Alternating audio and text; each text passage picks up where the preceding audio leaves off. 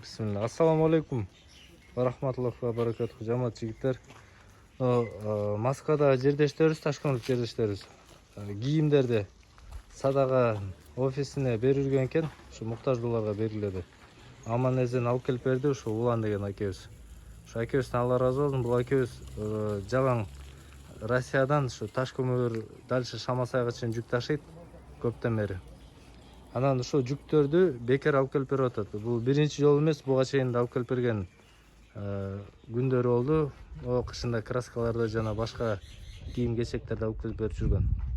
Ушу акесине Алла ыраазы болсун. Улан аке, если кийим кечек, жүктөр Ташкөмөр сала турган болуп калса, бир номериңизди айтып өзүңүз берип койбойсузбу? Может, өзүнүн жердештерди кайрылып калаттыр бул жерде иншалла. Реклама кылып турам да, жарнамага таштап, Номериңизди айтып коюңуз. 73 менен 07 19 75. WhatsApp'ыңыз ушул номер да? Рахмат акеске. Алып келип берди, бекер алып келип берди.